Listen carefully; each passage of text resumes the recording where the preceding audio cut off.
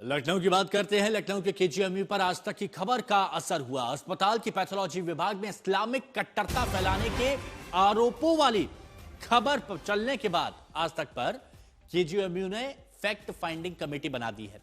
विश्वविद्यालय प्रशासन ने आरोपों की जांच के लिए एक कमेटी बना दी है। दरअसल लव जिहाद वाले मामले के बाद डॉक्टरों ने वीसी से पैथोलॉजी विभाग की शिकायत की। लव जिहाद के आरोप लगे थे उस पर विभाग के हेड वाहिद अली पर इस्लामिक कट्टरता फैलाने का आरोप लगाया था। अब आज तक से एक्सक्लूसिव बातचीत में वाहिद अली ने आरोपों को नकार दिया।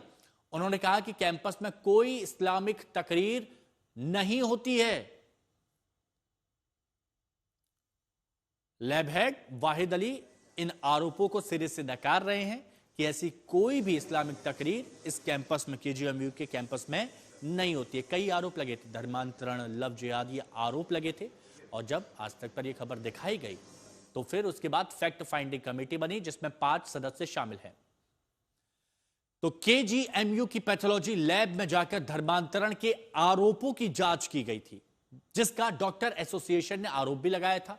अब इसके बाद यूनिवर्सिटी प्रशासन ने फैक्ट फाइंडिंग कमेटी का गठन किया है। इसी से जुड़ी एक रिपोर्ट आपको दिखाते हैं।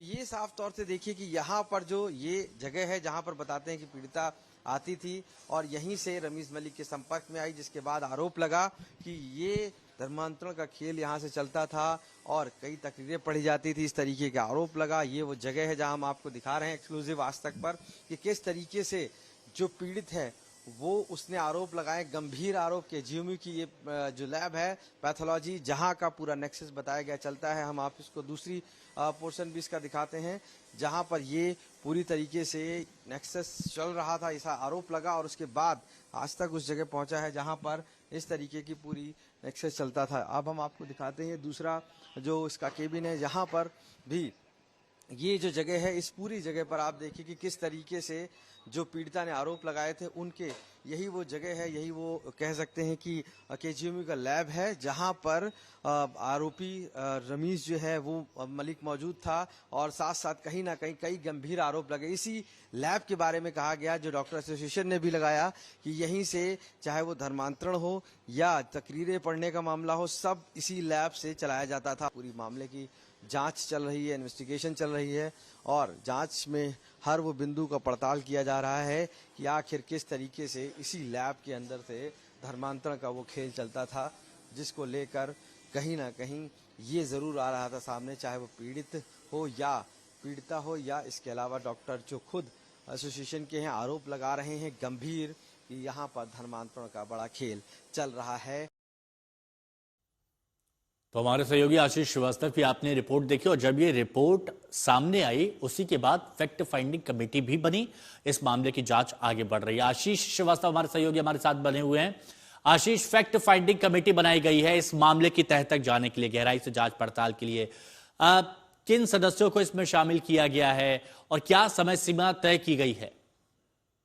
देखिए मानसू, सबसे बड़ी बात है कि आज तक ने इस खबर को प्रमुखता से उठाया था और उसके बाद ही कहीं ना कहीं ये दिखाया था कि जो लैब है वहां पर इस तरीके धर्मांतरण के आरोप लगे हैं और डॉक्टर एसोसिएशन ने लगाए हैं, जिसके बाद इस रिपोर्ट के चलने के बाद ही कहीं ना कहीं जो केजीएमयू का प्रशासन है, वीसी है सोनिया नित्यानंद, उन्होंने एक कमेटी ड्राफ्ट की है 5 लोगों की। इस 5 लोगों में ये सभी कमेटी ड्राफ्ट करने का मकसद यही है कि वो पता करके बताएंगी कि आखिर वो किस तरीके का धर्मांतरण हो रहा था, पीड़िता के जो आरोप है उसमें क्या सच है। साफ बात की जो आरोप लगा है कि वहां पर तकरीरें पढ़ी जाती थी, उनका क्या मकसद है। इसीलिए डॉक्टर के सिंह सहित रोहित वंगटा ऐसे करके तकरीबन 5 लोग हैं जो प्रोफेसर रैंक के हैं, उनको इसका कमेटी का बनाया गया है मेंबर और उन्हीं वो जांच करके सोनिया नित्यानंद जो वीसी हैं इसकी केजीएमयू की, वो सबमिट करेंगे। क्योंकि एक बड़ा आरोप भी है और दूसरी तरफ जब चाहे वो धर्मांतरण का मामला हो या तकरीरें पढ़ने का मामला हो, ये लैब से निकल कर आ रहा है और लैब में ही आरोप लगे हैं, चाहे वो डॉक्टर एसोसिएशन ने लगाए हो। तो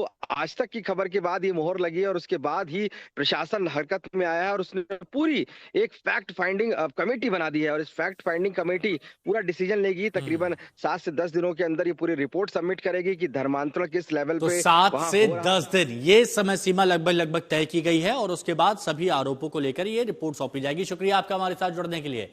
तो जहां एक तरफ केजीएमयू के डॉक्टर पैथोलॉजी में धर्मांतरण की बात कही जा रही थी, आरोपों की बात की जा रही थी, तो उसकी जांच पड़ताल की जा रही है। लेकिन लखनऊ में केजीएमयू लव जिहाद मामले को लेकर जो आरोप लग रहे हैं लव जिहाद वगैरह के, इस पर उत्तर प्रदेश महिला आयोग की उपाध्यक्ष अपर्णा यादव ने एक बड़ा बयान दिया। आज तक से बात करते हुए कहा कि भारत में नारी की बहुत मान्यता है और ऐसे अपराधों को बर्दाश्त बिल्कुल नहीं किया जाएगा।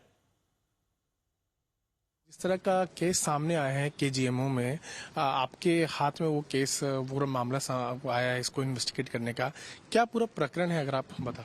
मैंने उस दिन भी ये बात बोली थी और आज फिर से मैं दोहरा रही हूँ कि देखिए हमारा देश जो है ना बहुत ऐसा देश रहा है जहाँ पर नारियों का पूजन हुआ है। जब द्रौपदी के वस्त्र हरण का प्रयास किया गया तो पूरा कुरुवंश समाप्त हुआ। जब सीता का हरण हुआ तो रावण के वंश का नाश हुआ। उसी प्रकार से मैं लव जिहादियों को बोलना चाहती हूँ कि अब बस हो गया। अब ये बात भारत में नहीं होनी चाहिए। ये जो करंट केस था, एक लड़की बंगाल से पढ़ने आई हमारे यहाँ और उसके साथ जो है जबरन धर्म परिवर्तन कराने का कोशिश किया गया इस डॉक्टर ताहिर मलिक जो डॉक्टर था, जो आरोपी है। और मैं समझती हूँ कि वो लड़की बहुत ज़्यादा परेशान थी, मेंटली अब्यूज़ हुई, फिजिकली अब्यूज़ हुई और जो ये डॉक्टर जिसने इसको अब्यूज़ किया वो एक मुस्लिम था और उसने जबरन उसका धर्म परिवर्तन कराने का प्रयास किया। उसकी जो पहली शादी थी वो भी एक हिंदू लड़की थी और मुझे ऐसा लग रहा है कि इसमें और भी लोग इन्वॉल्व हैं इसके साथ।